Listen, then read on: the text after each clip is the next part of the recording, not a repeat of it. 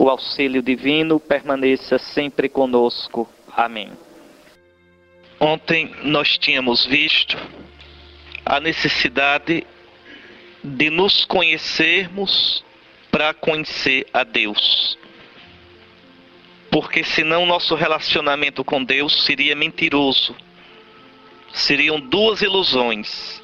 Primeiro, a ilusão de quem eu sou.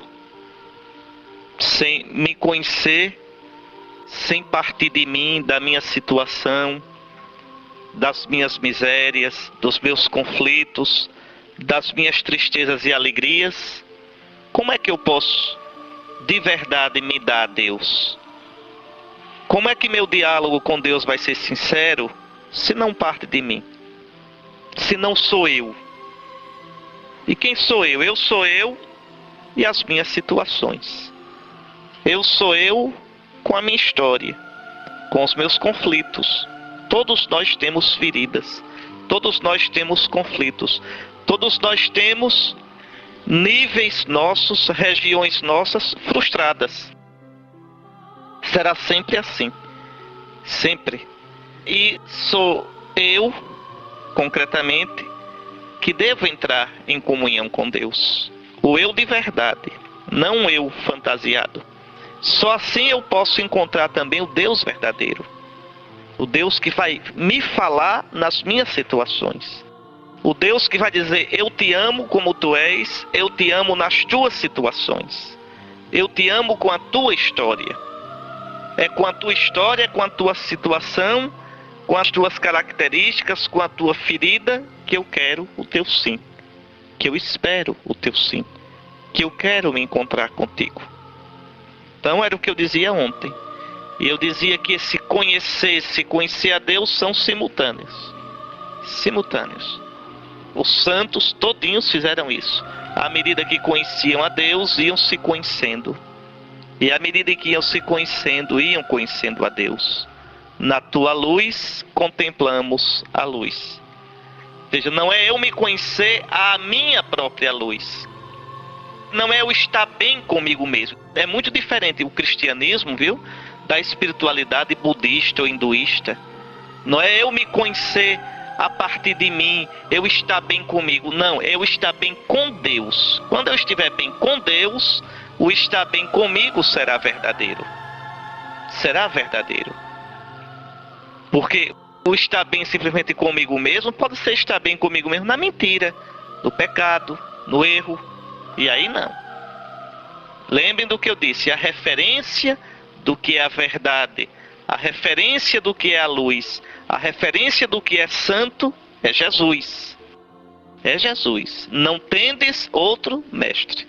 Um só é o vosso mestre, Jesus. Também quando eu disse que nós precisamos entrar em nós para nos descobrir, é exatamente porque o Espírito de Deus habita em nós. Isso também tem que ficar claro. Para nós cristãos, eu não sou uma fagulha de Deus. Isso é conversa de budista. Nós não somos budistas. Eu não sou parte de Deus. Eu não sou Deus. Eu sou criatura. pó que o vento leva. Por mim mesmo, vou para o nada. Mas aí é que está Deus, que é tudo, Deus na sua misericórdia, Deus na sua glória, veio a mim no seu Filho Jesus.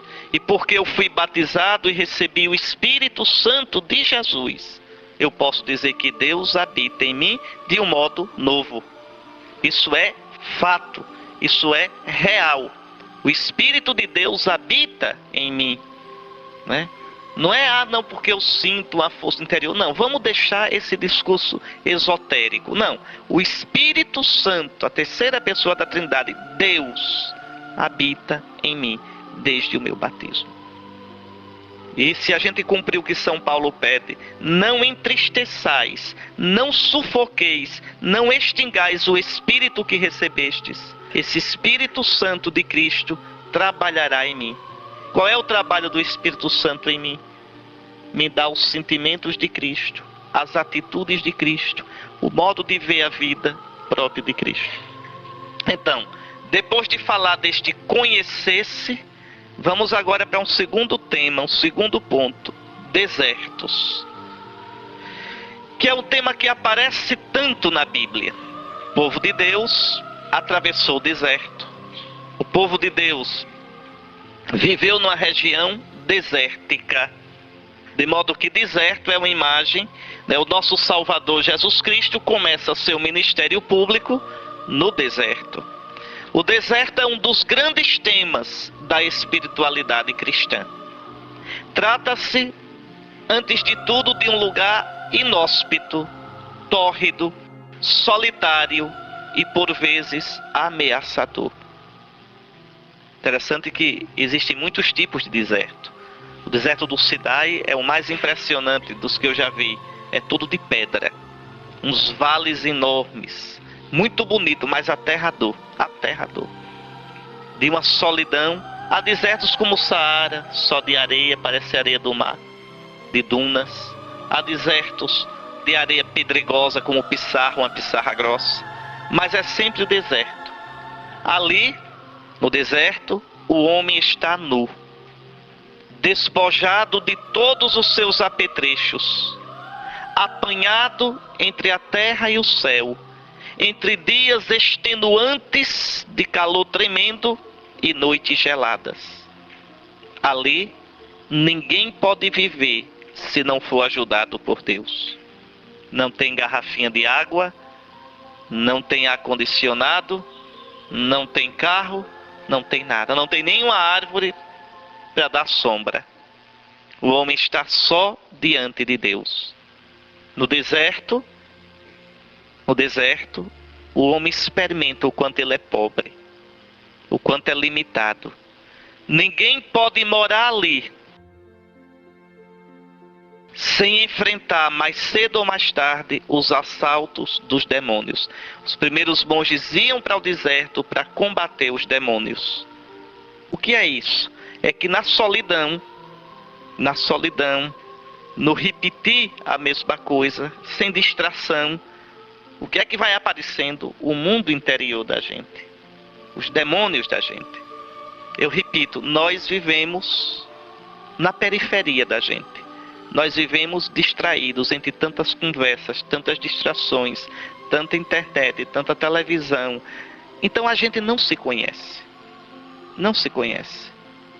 Às vezes a gente olha e diz, não, eu não tenho grandes problemas, eu não tenho... Não, é porque a gente não se conhece. Se a gente entrar na gente, se a gente deixar que suba o nosso interior, aí a gente vai ver como a gente precisa ser tratado, como a gente é ferido, como nós temos desejos, sentimentos, atitudes que são tão alienadas daquilo que nós nos propomos a ser. Então, no deserto, aparecem os demônios. Para os antigos, o deserto é a habitação dos demônios. E aqui eu quero falar dos nossos demônios, né? Dos meus vícios, das minhas más tendências, que me escravizam, que me afastam do meu eu verdadeiro. Qual é o meu eu verdadeiro? É ser imagem de Cristo Jesus. É ser livre para Cristo. Então, De modo que viver no deserto é conviver com milagres e tentações. No deserto, a gente experimenta a presença de Deus na vida da gente. Como Israel, nos 40 anos de deserto. Ali, Israel experimentou o carinho de Deus, que o fez atravessar o mar, que lhe deu a água da rocha, que lhe deu o pão vindo do céu, que fez vir as codornizes para dar carne ao povo. Ou seja, Deus que cuidou do seu povo. Acho que ontem não deu tempo, mas vocês podendo hoje, peguem Deuteronômio 8 para vocês verem. Senhor teu Deus te provou, te colocou num deserto de solidão desoladora, para ver o que tinhas no coração. Ora, como eu disse ontem, Deus sabe o que a gente tem no coração, a gente é que não sabe. Então, é na crise, na solidão, que vai aparecer o que eu tenho no coração. No deserto, abre-se para nós uma realidade que sequer sonhávamos existir. A gente descobre um outro mundo, o mundo de Deus. Por outro lado, paradoxalmente, esse deserto, que é lugar inóspito, tórrido, solidário, é também extremamente fértil. O deserto não é estéril. Quando chove no deserto, quando tem água, a vida brota. Tá certo? Então, basta que haja água e brotam a erva e até mesmo as flores. E ali se pode semear o trigo que alimenta, a oliveira que produz o óleo que ilumina e a uva que traz o vinho da alegria. Muito bem. Isso é o deserto. Os antigos místicos cristãos iam para o deserto para estar a sós consigo mesmos, para migrarem para dentro do seu coração e aí buscarem a Deus e a si próprios. É o sentido ainda hoje da vida monástica. Alguém vai para o mosteiro não é porque está desiludido com a vida. Vai para o mosteiro para estar a sós com o Senhor. A solidão exterior, o silêncio, o não ter divertimentos e distrações, leva a pessoa a mergulhar no seu interior.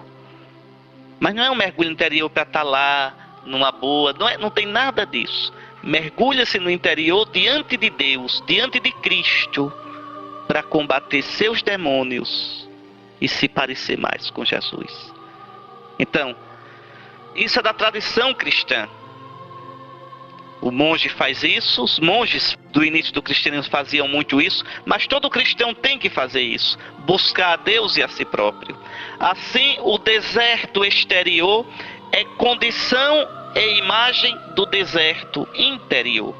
São Gregório Magno, falando de São Bento lá no século VI, diz que Bento retornou à sua amada solidão e sozinho, debaixo do olhar do celeste espectador, passou a viver consigo mesmo. Expressão bonita essa. Viver consigo mesmo diante de Deus. Enfrentar-se a si mesmo diante de Cristo, na luz de Cristo. Aqui eu peço muito a vocês isso. Aprendam na vida de vocês a criar momentos de deserto. Qualquer pessoa pode fazer isso. Momentos de silêncio, mas se propor. Já dei ontem alguns exemplos. Quando se levantar logo cedo, levante-se sem logo cair na atividade, sem se preocupar logo em estar falando, silenciosamente. Fazer seu asseio matinal em silêncio, sem estar pensando mil coisas, diante de Deus, se colocando diante de Deus, tomando consciência de que um novo dia está começando. Não precisa pensar, ficar pensando. Não, simplesmente esteja ali em paz, para começar o dia sossegado. A gente mal se sente, a gente vive tão fora da gente, que a gente mal se experimenta. Dizer, meu Deus, eu existo, eu estou diante de ti, eu vivo, um novo dia tu estás me dando, entende? E criando isso. Às vezes, uma horinha durante o dia para rezar, está em silêncio. Então, esses momentos de deserto são importantíssimos para que a gente vá acabando essa quebradura de viver longe da gente, de viver alienado da gente. Essa palavra alienado, uma palavra que tem um sentido muito forte, vem do latim, alienos. Alienos deu também em português alheio, alienos, alheio, o outro. O que é uma pessoa alienada? É uma pessoa quebrada. Eu vivo como se não fosse eu, como se fosse outro. Sou alienado de mim. Sou outro em relação a mim. Eu não estou comigo. Pronto. Eu vivo fora de mim. Quebrado de mim. Distante de mim. Né? E aí eu não posso nem me dar a Deus, nem aos outros de verdade.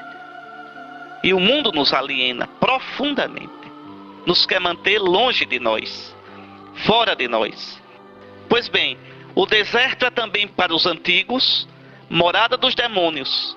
Então o monge ia para o deserto para se encontrar consigo diante de Deus, né? Encontrar-se consigo e encontrar em si próprio Deus. Mas aí ele ia ter que combater os demônios. Vai-se ao deserto para lutar contra os demônios. Nossos demônios. Entrar no deserto é entrar no domínio dos demônios e combatê-los frente a frente. Neste combate, os místicos sempre tiveram consciência que lutavam pela humanidade toda. Sua vitória era a vitória da humanidade. Sua vitória sobre os demônios tornava o mundo mais transparente e saudável. É assim. Como dizia Elisabeth Lézé, toda alma que se eleva, eleva o mundo. Quando a gente melhora humanamente, quando a gente se torna mais de Deus, mais transparente, a gente também melhora o mundo. A gente melhora as relações ao redor da gente.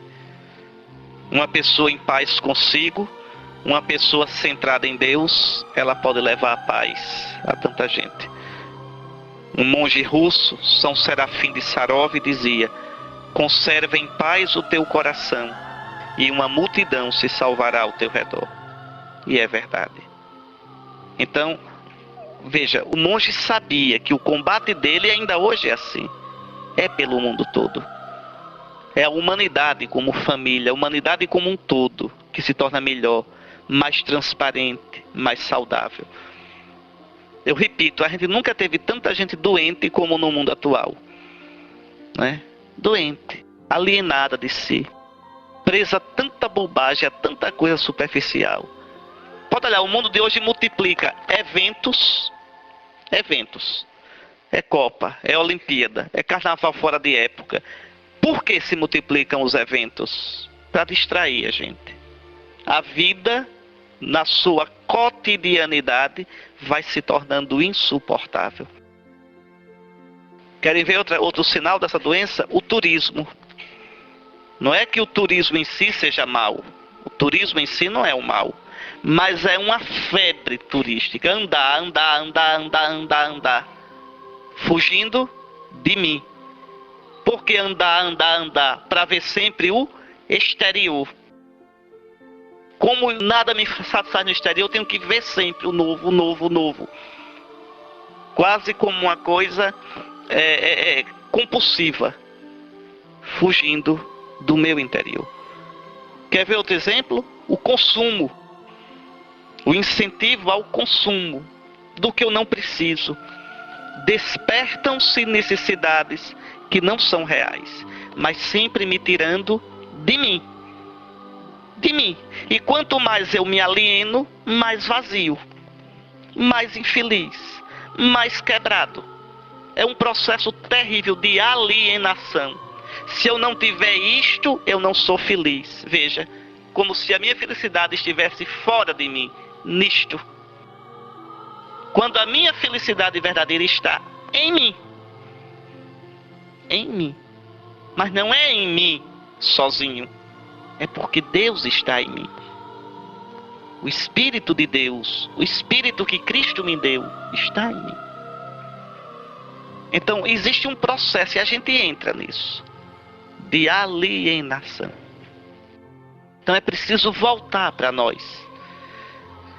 Há muitos tipos de desertos. Há deserto e desertos.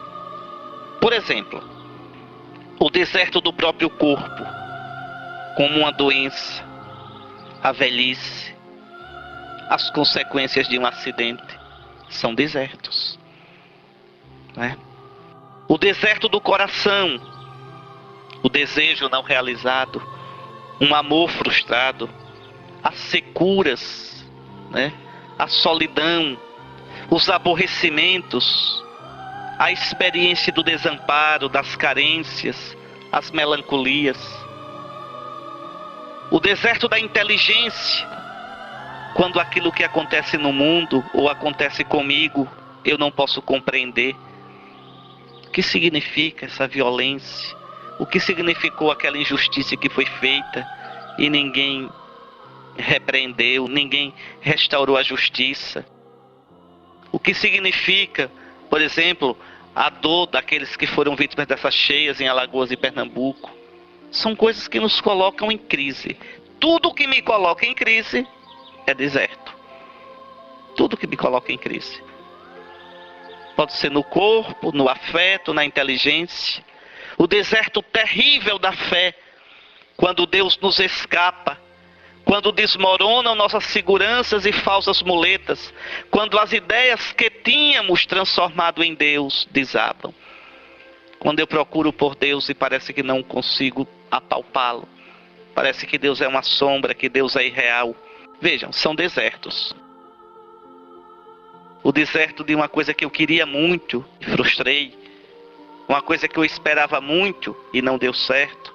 Então a vida é cheia de desertos. Cheia. Agora, por trás desses desertos, no plural, esconde-se sempre a realidade única do deserto. É sempre o deserto. Pode ser de pissarra ou de pedra. Pode ser de areia ou de colinas. Mas é sempre o deserto. E o deserto nos convida ao autoconhecimento e ao conhecimento de Deus. O deserto é um perigo, é uma ameaça e é uma chance. Eu posso me perder no deserto, morrer de sede, nunca mais me aprumar. E eu posso, do meu deserto, me conhecer e conhecer a Deus. E sair livre, maduro, realizado. Israel foi levado para o deserto para aprender a ser povo de Deus. Para perder suas seguranças falsas e aprender a confiar só do Senhor. Então, o deserto nos desmascara. Quer dizer, faz cair nossas máscaras, nossas falsas muletas, né? O deserto nos revela a fugacidade, a fragilidade da existência humana. E quando a gente de verdade renuncia a tudo isso, às miragens, né? Porque no deserto também tem isso, as miragens. Vocês sabem o que são as miragens. Com o calor, com aquela areia, aquela monotonia visual, a gente começa a ver o que não existe. Ver água, ver palmeira, mas nada disso existe. Quantas vezes a gente vê miragem na vida? Sonhos loucos na vida, ilusões, e se alimenta disso. Então é em Deus que a gente vai descobrindo, minha gente, o que é miragem, o que não é, o que é a verdade e o que não é. É danado, é tão fácil a gente se perder na vida, entrar por caminhos que não levam a nada.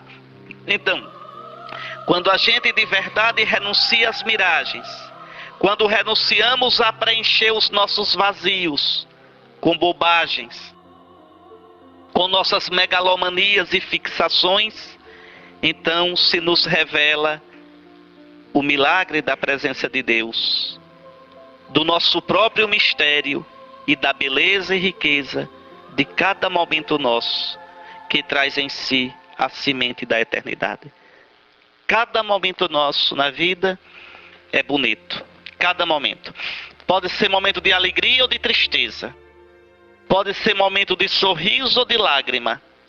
Pode ser a vitalidade da infância, os sonhos da juventude ou os achaques da velhice.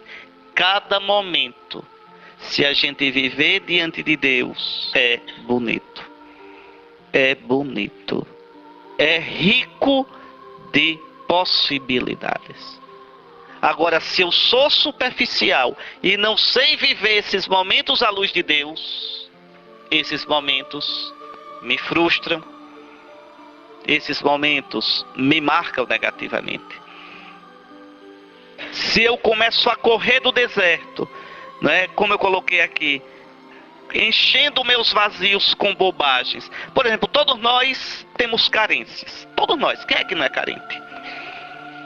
Agora a questão é essa. Eu preencho minhas carências com aquilo que me leva a Deus, que enche o meu coração, ou eu preencho minhas carências com bobagens, com ilusões, com miragens, que depois não me levam a nada.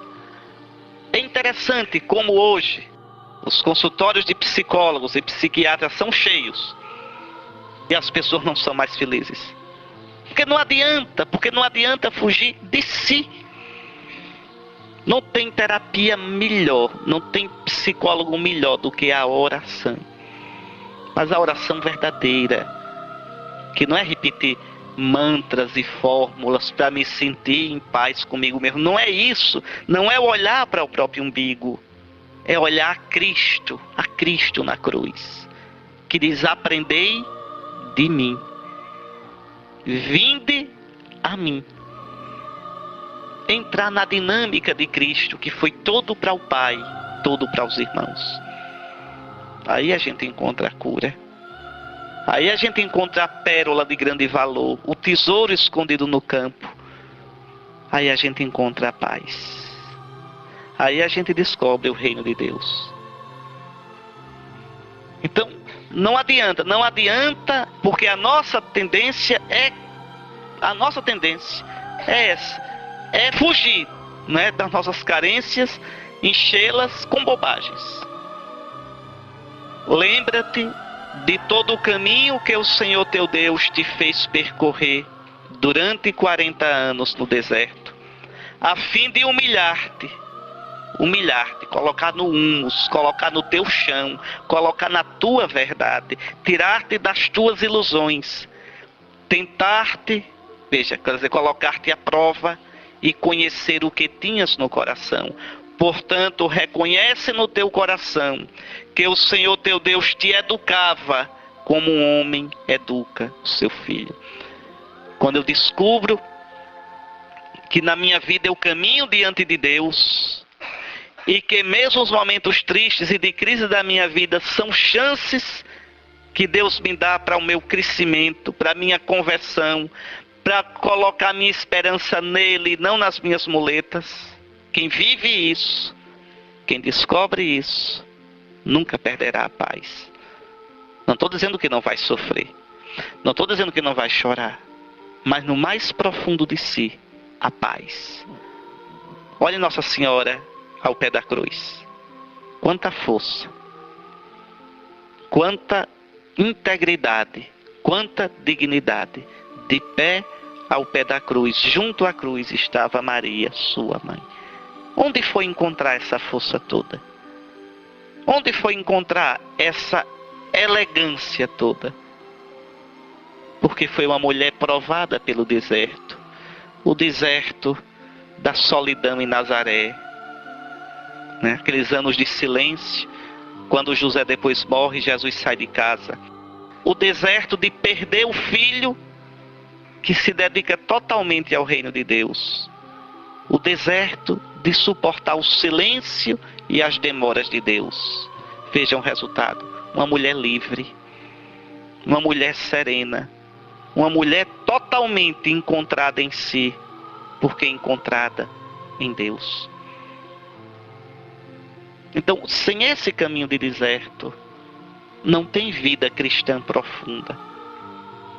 Não tem vida espiritual profunda. A vida cristã não se faz com oba-oba. Nada. Ah, eu estou sentindo uma coisa tão... É muito mais do que estar sentindo isso ou aquilo. Sentimento, um dia você amanhece de bom humor, outro dia amanhece chutando até o vento. Sentimento, um dia você amanhece animado, outro dia amanhece desanimado. Sentimento, um dia você amanhece com vontade de rezar, vendo Deus em tudo, outro dia não amanhece vendo Deus em nada. Sentimento é assim. Se você vive do sentimento, você não constrói nada. Não. É uma atitude profunda, interior. Uma atitude de profunda comunhão com o Senhor. Viver diante do Senhor. Por isso, Deus conduz seus amigos ao deserto, para ali suportarem a luta com os demônios e, através da luta, poderem entrar no país da paz, ou seja, no país da visão de Deus. Quem não tiver sido tentado não poderá entrar no reino dos céus. Se suprimires a tentação, ninguém se salvará, diz Santo Antão, o pai de todos os monges, né, lá do século IV. Por que se suprimires a tentação, ninguém se salvará? Porque sem a tentação, a gente não se conhece. Sem a tentação, eu conheço uma ilusão de mim. Uma ilusão. Eu não vejo nem quais são meus pontos fracos. Eu só sei, quando a gente vai ao médico, estou com uma dor, doutor. O que é que ele faz? Ele tenta a gente. Aperta. Dói aqui? Não. Dói aqui? Veja, está tentando, está cutucando. Não. Dói aqui? Aqui dói. Pronto, então agora vamos curar. Sem isso, então Deus vai fazendo isso na vida da gente. Aqui dói? Não. Aqui dói? Não. Aqui dói demais. Então é aqui que você tem que corrigir. Sem a tentação, a gente viveria na ilusão, na imaturidade. Deus não alimenta imaturos. Deus não alimenta nossas infantilidades. Deus nos faz livres, homens e mulheres maduros. Essa religião de besteirinha, de infantilidade, isso nunca foi religião verdadeira. Tem muita coisa hoje assim na igreja. Parece produto do supermercado. Todo dia tem coisa nova. Pode olhar como é interessante hoje, né? Todo dia tem um texto novo, um rosário novo, uma cantiga nova, uma dancinha nova, um slogan novo. Todo dia tem um slogan, um novo programa pastoral para salvar o mundo. Tudo isso é infantilidade. No fim das contas, o que fica é Deus que nos chama a caminhar com Ele e o caminho passa pela cruz. O que fica é isso. O que fica é isso. Tá certo? O que fica é isso. Que está lá no Santo Evangelho. Que nossos antepassados viveram. E o que nós temos de viver também. É através das tentações no deserto que o homem obtém um faro, um instinto do Deus verdadeiro. Sem tentação, o homem estaria no perigo de apoderar-se de Deus. Mas aqui não seria Deus verdadeiro, é um ídolo. E torná-lo inofensível e inútil. O meu Deus, meu Deus me dá tudo o que eu quero. Isso não é Deus, isso é um boneco que você fez. Meu Deus, não tenho problema com meu Deus. Não, minha gente. O Deus verdadeiro é perigoso. O Deus verdadeiro coloca a gente em crise. O Deus verdadeiro é aquele Deus que se revela na cruz de nosso Senhor Jesus Cristo. O Deus verdadeiro é aquele que diz: eu sou o Senhor teu Deus, que não aceita suborno. Tu não me compras com presentinho. O Deus verdadeiro nos arranca da gente para nos fazer crescer na direção dele. Não é o Deus que me alisa. É o Deus que me dá a paz, mas não me deixa em paz. É o Deus que me educa. Eu sou o Senhor teu Deus, que te educa para o teu bem. Esse é o Deus verdadeiro. É na tentação que eu vou descobrir a verdade da minha adesão a Deus. É no deserto. Pela tentação, o homem experimenta existencialmente a sua distância em relação a Deus. sente a diferença entre Deus e o homem, experimenta a indisponibilidade de Deus. Nosso Deus não é um cachorrinho que eu faço, totó, chegue, e ele vem. É nada. É nada. É não. É por isso que no Antigo Testamento não se pronuncia o nome de Deus. E por isso também os cristãos, na nossa oração litúrgica, nunca se diz o nome Javé, o nome de Deus. Por quê? Para deixar claro isso, que Deus, que se fez tão próximo de nós, que se deu a nós em Jesus, que a gente pode chamar de Abá, papai, esse Deus continua misterioso. É misterioso. Expliquem como é que Deus permite uma tragédia daquela de Alagoas. Expliquem como é que Deus permite que uma pessoa boa, decente, de repente tem um infortúnio na sua vida que parece destruir toda a sua existência. Explique como é que aquela mãe, com 3, 4 filhos, morre prematuramente deixando os filhos por criar. Explique. Explique aquele pai que passou 6, 7 anos lutando com um filho com um câncer no cérebro, com uma doação louca, e no fim a doença vence. Depois de ter rezado tanto, pedido tanto. Explique.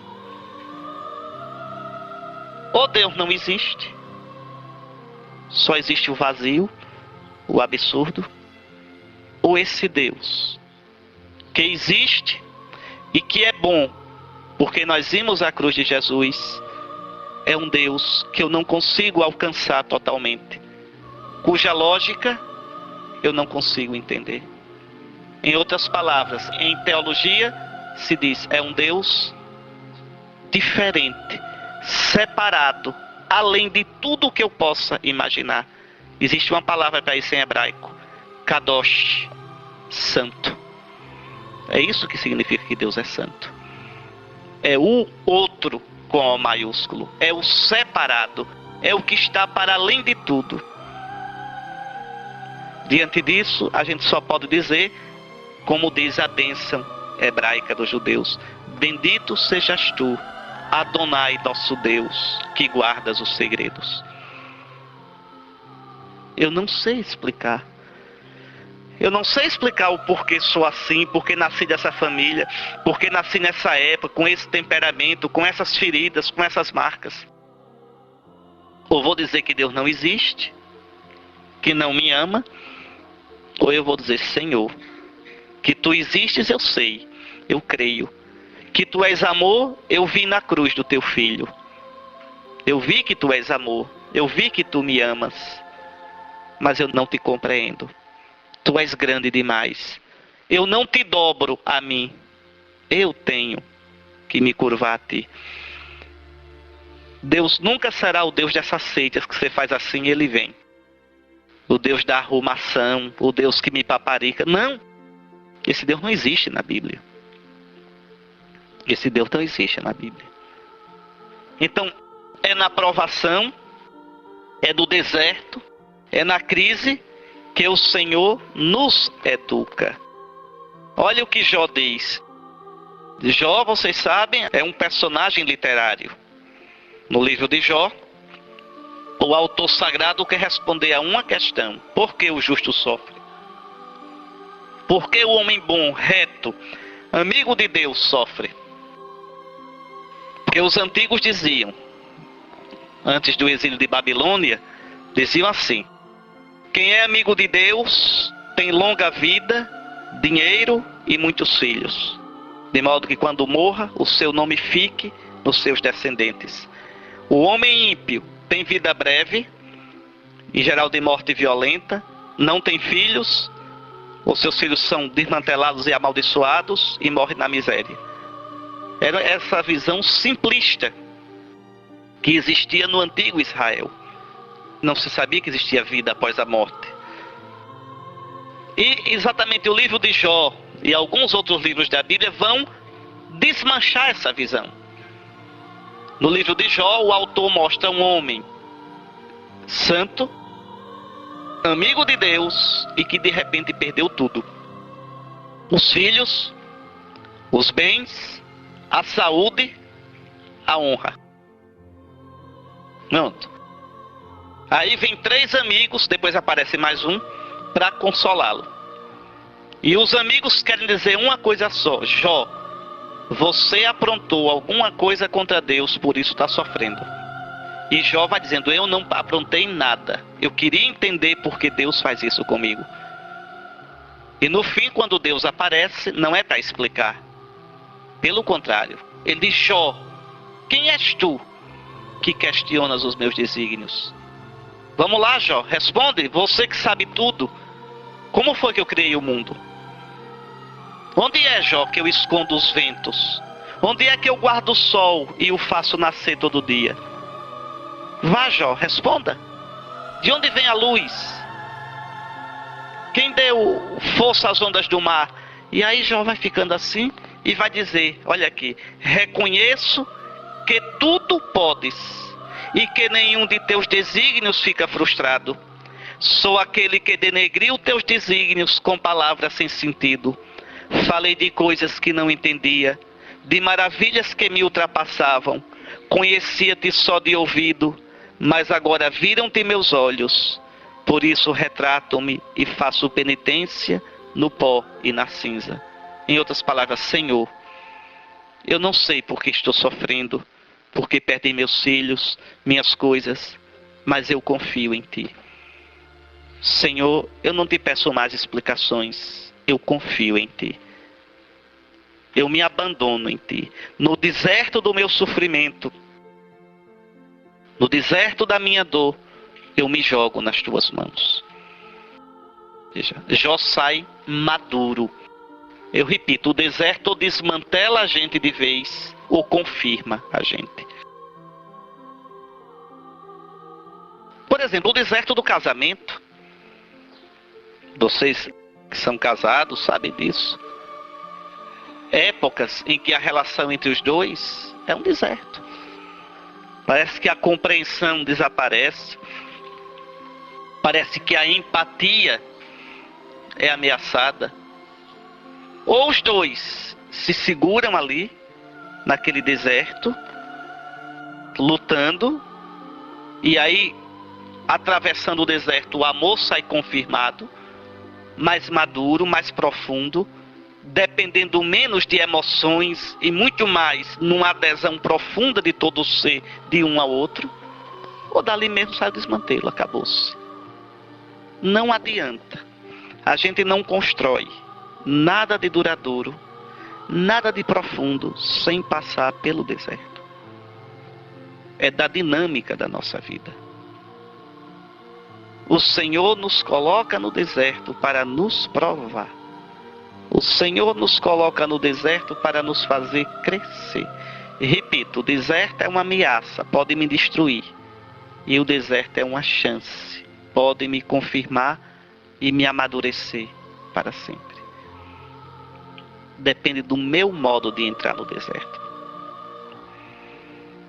E não adianta fugir. Não adianta fugir. Então o deserto é esse processo de amadurecimento. Por isso o Senhor Jesus começa a missão dele no deserto. Tentado. Tentado a um tipo de Messias fácil, que faz show, pula do templo para baixo, milagreiro, transforma a pedra em pão. Veja, segundo a lógica do mundo, ajoelhar-se diante da lógica do diabo para ter a amizade dos grandes. E Jesus luta contra isso e abraça o caminho da cruz. Então, a tentação faz-nos ver que não somos Deus. Deus está no céu. Tu, ó homem, estás na terra. Tu não és Deus. Tu não entendes tudo. E aqui está a revolta do mundo. Porque o homem não aceita isso. O homem quer ser como Deus. Se eu não entendo, então Deus não existe. Se não cabe da minha lógica, então Deus não é o Deus verdadeiro.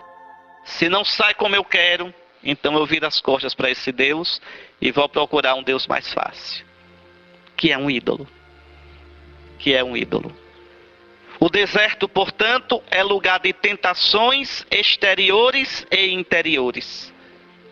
Sem elas, não entraríamos em contato com a nossa humanidade, com a nossa realidade concreta, e cairíamos numa espiritualidade mentirosa, angelista, idealizada, completamente irreal, alienante, não libertadora de nós mesmos. Não sairíamos de nós mesmos em direção ao homem novo, Jesus Cristo. Ao invés, as tentações nos obrigam a cravar nossas raízes ainda mais profundamente em Deus e depositar nossa confiança nele, pois as tentações mostram que a partir de nossas forças não podemos vencê-las. Tentações exteriores e interiores. Exteriores, as situações da vida, né? Aquelas que nos colocam em situações que não queríamos, que nos dão a sensação de desconforto, desamparo. Olhamos para um lado e para o outro e nos encontramos acuados. E isso nos joga nas mãos de Deus. Eu levanto os meus olhos para os montes, de onde pode vir o meu socorro? Vem do Senhor. E vai rezar de verdade. Interessante, a tentação, a crise, a prova me faz rezar de verdade. De gritar, Senhor, salva-me porque eu estou morrendo. Senhor, agora não é palavra bonita não, eu preciso mesmo. E as tentações piores ainda, as tentações interiores, aqueles pedaços nossos que não conhecem a Deus e que às vezes gritam dentro da gente por causa do nosso pecado, e que se a gente se deixar levar por essas tentações, a gente se desagrega todinho e se afasta de Cristo, se afasta do nosso propósito de ser todo de Cristo. É necessário enfrentar quer as situações externas, quer as internas, para termos a autêntica maturidade humana e cristã. Uma coisa é certa, não conseguiremos chegar a Deus sem lutar, sem sujar as vestes. Não se pode ser cristão, minha gente, sem lutar. É um combate, é um combate. Nós temos sentimentos, desejos, pensamentos doidinhos. Todos nós. E é preciso lutar. Quem nos purifica não é a gente mesmo, é Cristo. Tão bonita aquela passagem do Apocalipse. Um dos anciãos tomou a palavra e disse-me: estes que estão trajados com vestes brancas, quem são? De onde vieram? Estão de branco por quê? Porque nunca se sujaram? Porque são imaculados? Não. Esses são os que vêm da grande tribulação, vêm da vida. Lavaram suas vestes e alvejaram-nas no sangue do Cordeiro. É Cristo que nos purifica. É Cristo que nos perdoa. É Cristo que nos restaura, que nos cura, que nos recompõe. Todos nós atravessamos por tantas situações na vida que a gente não gostaria de atravessar. E às vezes fazemos coisas das quais depois nos arrependemos tanto e até nos envergonhamos. Mas aí a gente olha o Senhor e busca nele o perdão, a cura, a renovação da vida. Diante das tentações, não nos é pedido que sejamos impecáveis, certinhos, sem defeitos e máculas. O que o Senhor nos pede é que lutemos, crendo no amor de Deus. Esse amor é o próprio Espírito Santo. Está lá em Romanos, no capítulo 5, versículo 5.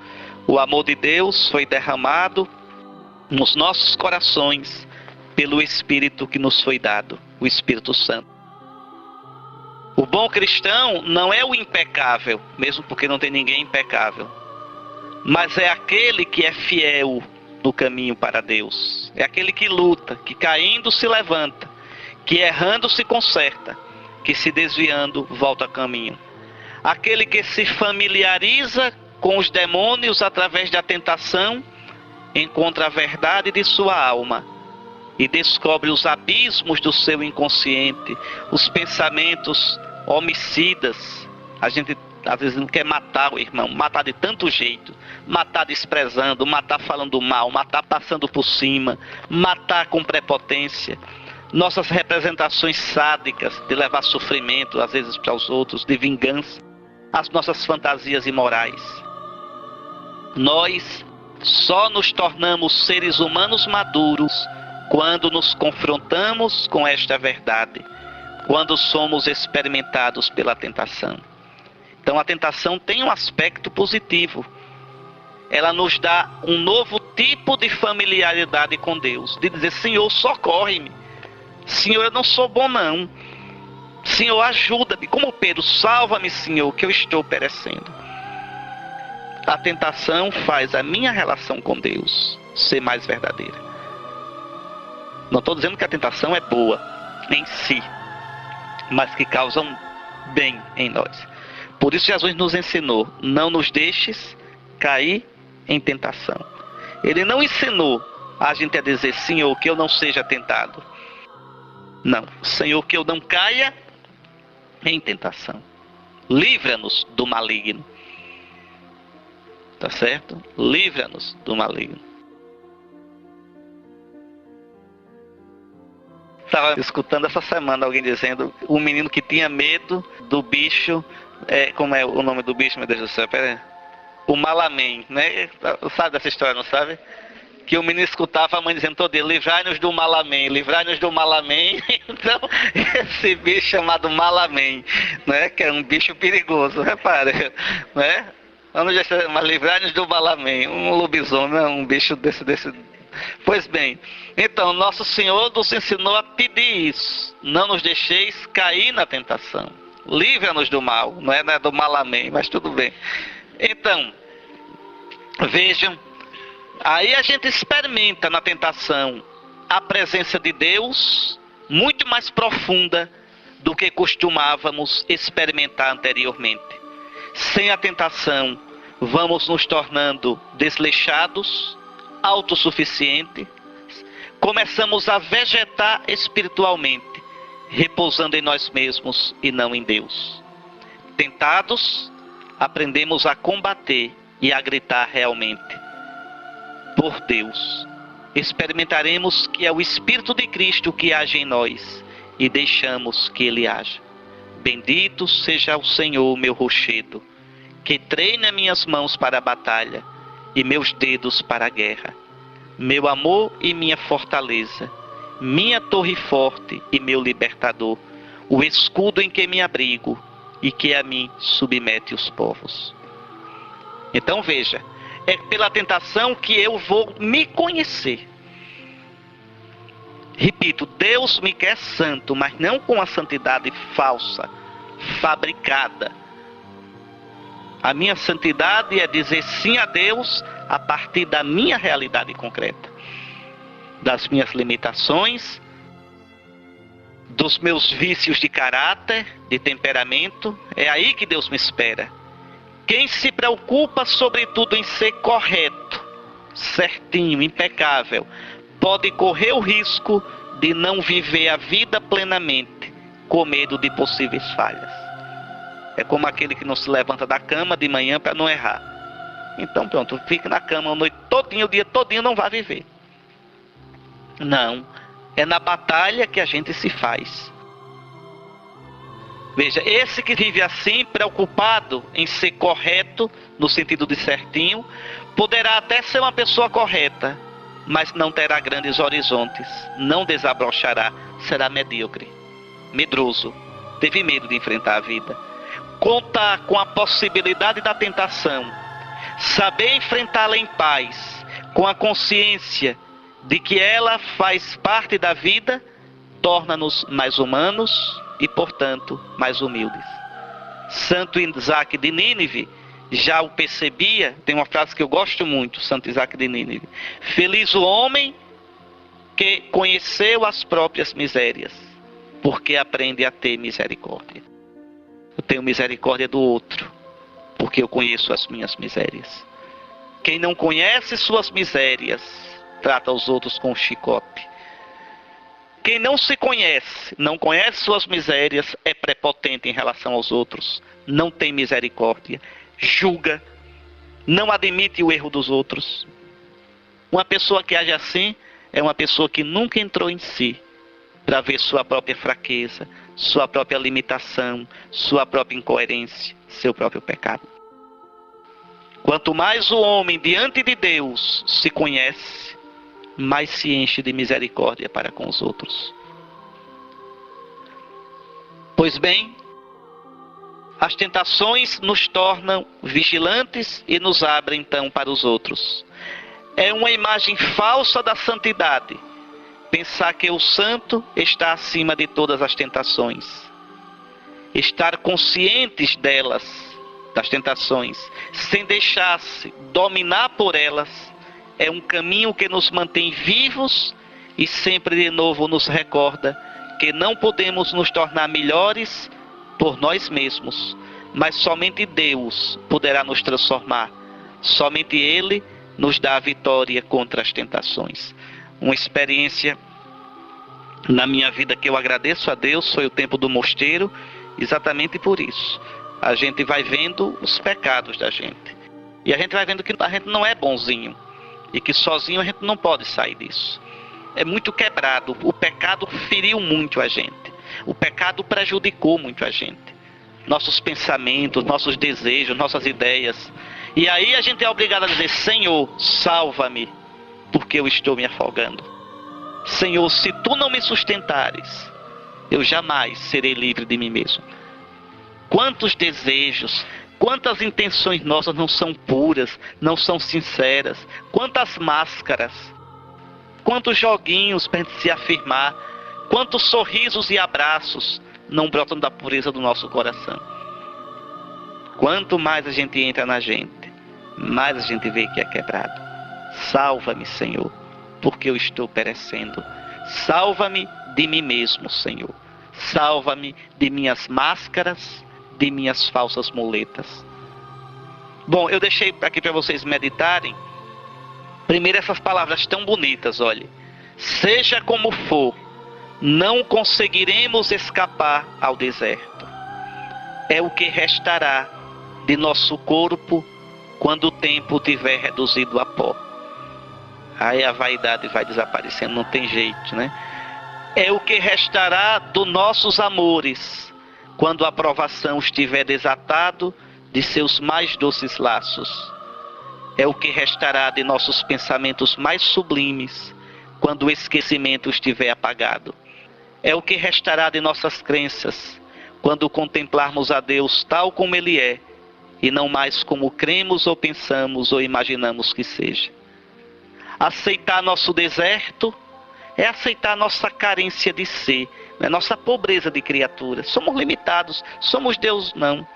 É aceitar o nosso ser como pó e saber que não pode haver melhor leito, não pode haver panos mais belos, onde possamos acolher a luz, porque despojados de nossas ilusões, seremos nós mesmos.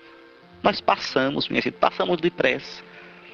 A gente briga para se impor, e depois eu só vou ser pó que o vento leva. Pó. Não estou dizendo isso para a gente se descuidar da vida e não ter ideal. Mas é para a gente lutar e ter ideal, sabendo que, no entanto, a gente é relativo. Não absolutizar nossas ideias, não absolutizar nosso trabalho, não absolutizar nada nem ninguém. Mais para frente nós vamos ver isso, no outro tema. Então, a provação do deserto é a provação da maturidade. O fruto maduro, sem pressa e sem lamento, que cai da árvore, porque amadureceu. É tão bonito. Carência e plenitude no deserto permanecem indissoluvelmente ligadas. Aqueles que conseguirem suportar esse casamento, essas núpcias de carência e plenitude, morrerão também, sem dúvida, mas não morrerão sem terem vivido e poderão por fim repousar no coração do Senhor. E aqui para responder, quais são meus demônios fundamentais? Procuro assumi-los, quer dizer, reconhecê-los, dar-lhes nome, né? Eu vou mascarando. Como me comporto em relação a eles? Fujo, sucumbo ou luto com paciência diante de Deus até vencê-los? Bom, fiquem com isso para meditar. Nos encontraremos, se Deus quiser, às 15h30. O nosso auxílio está no nome do Senhor. Então parem, releiam com calma, meditem. Se quiserem, tomem Deuteronômio 8. Tem também a meditação de ontem. Quando estiverem cansados de pensar, vão andar um pouco, olhar o rio. Se sentirem necessidade de conversar com alguém que queira também conversar, se sentir isso, também não vou querer que subam pelas paredes, mas que não façam isso aqui no meio do corredor, atrapalhando. Bom, são todos adultos, mas quanto mais em silêncio vocês ficarem, mais proveito terão do retiro. Deixe que nosso Senhor lhes fale, tá certo? Até mais tarde, se Deus quiser.